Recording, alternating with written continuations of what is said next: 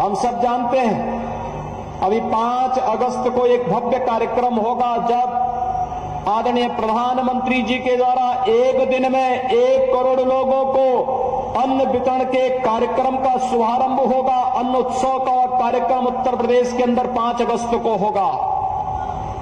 5 अगस्त की पवित्र तिथि हमारे लिए कई मायने रखती है। 5 अगस्त की तिथि सर्जिकल स्ट्राइक के लिए भी जानी जाती है। 5 अगस्त की तिथि कश्मीर के कलंक धारा 370 को समाप्त करने के लिए भी जानी जाती है।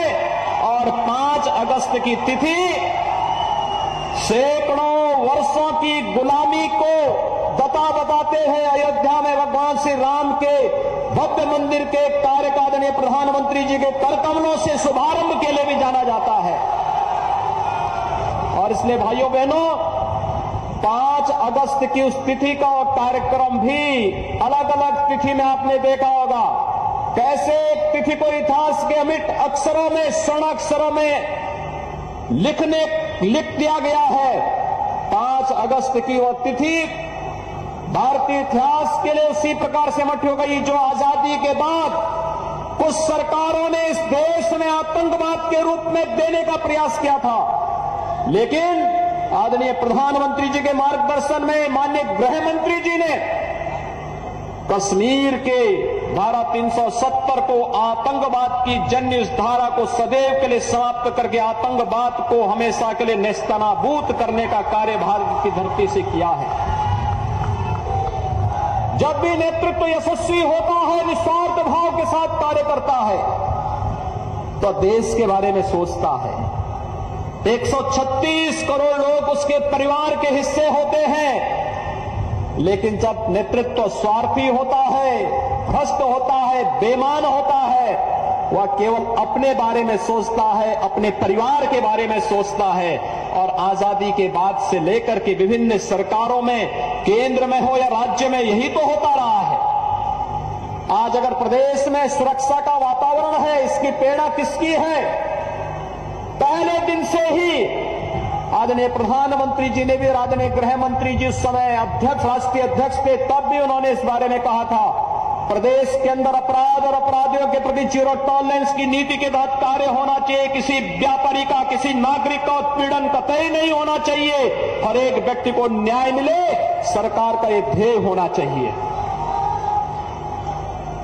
शिक्षा और स्वास्थ्य की बेहतर सुविधा मिल सके। भाइयों बहनों, आदरणीय प्रधानमंत्री जी की कृपा से, उनके मार्गदर्शन में मां विंध्यवासिनी के इस धाम में मेडिकल कॉलेज बन चुका है। इस सत्र में प्रधानमंत्री जी के द्वारा उसमें प्रवेश की प्रक्रिया का शुभारंभ भी होगा और मां विंध्यवासिनी के नाम पर बनने वाला यह मेडिकल कॉलेज उत्तर प्रदेश और विंध्य क्षेत्र के नौजवानों को मेडिकल की उत्तम शिक्षा का एक केंद्र बिंदु बनकर के आगे उभरेगा। पर्यटन के क्षेत्र में कितनी संभावनाएं उत्तर प्रदेश के अंदर हैं, कोई नहीं पहले बोलता था। 2019 में प्रयागराज कुंभ के समय प्रधानमंत्री जी का और गृह मंत्री जी का जो मार्गदर्शन प्राप्त हुआ और जो सिलसिला प्रारंभ हुआ, आज मुख्यमंत्री पर्यटन संवर्धन योजना के अंतर्गत हम लोगों ने प्रदेश के अंदर सभी 403 विधानसभा क्षेत्र में किसी न किसी पर्यटन केंद्र को लेकर के उसके पुनरुद्धार की और भारतीय आस्था को मजबूती प्रदान करने का कार्य प्रारंभ किया है। और आज उसी श्रृंखला में आदरणीय गृह मंत्री जी का आगमन मां विंध्यवासिनी के इस धाम में, मां विंध्यवासिनी कॉरिडोर के पुनर्निर्माण के कार्य के शुभारंभ के लिए भूमि पूजन के कार्यक्रम में प्राप्त हो रहा है। मैं इस अवसर पर उनका हृदय से अभिनंदन करता हूं, स्वागत करता हूं। भाइयों बहनों, आदरणीय प्रधानमंत्री जी ने काशी को उसकी पुरातन काया के साथ एक नए कलेवर के रूप में प्रस्तुत कर दिया है। आज काशी में कार्य हो रहा है। आज अयोध्या एक नए सिरे से आगे बढ़ रही है। आज चित्रकूट धाम, आज श्रृंगेरपुर धाम, आज नैमिष धाम, आज सुखतीर्थ, इन सभी क्षेत्रों में पर्यटन विकास की नई संभावनाएं दिखाई दे रही हैं। और मां विंध्यवासिनी धाम में 2 बड़े कार्यों का शुभारंभ आदरणीय गृह मंत्री जी के द्वारा प्रारंभ होने जा रहा है। एक कालीखोर अष्टभुजी में रोपवे का शुभारंभ।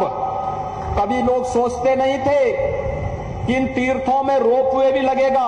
उत्तर प्रदेश में रोपवे की कोई कल्पना ही नहीं करता था, लेकिन आज पर्यटन विभाग की तरफ से रोपवे का निर्माण का कार्य भी आदरणीय गृह मंत्री जी के कर कमलों से थोड़ी देर में प्रारंभ हो जाएगा। और साथ साथ मां विंध्यवासिनी का यह धाम जो हमारी सकल ऊर्जा का आधार है, मां विंध्यवासिनी आदि शक्ति है, मां भगवती है, और उनकी शक्ति के बगैर इस धरा से एक तिनका नहीं हो सकता। इसलिए मां विंध्यवासिनी के इस धाम के प्रति न केवल आस्था को सम्मान हो, बल्कि पर्यटक यानी श्रद्धालु जनों को सुविधा हो ही पर्यटन की अपार संभावनाएं भी विकसित हो सके।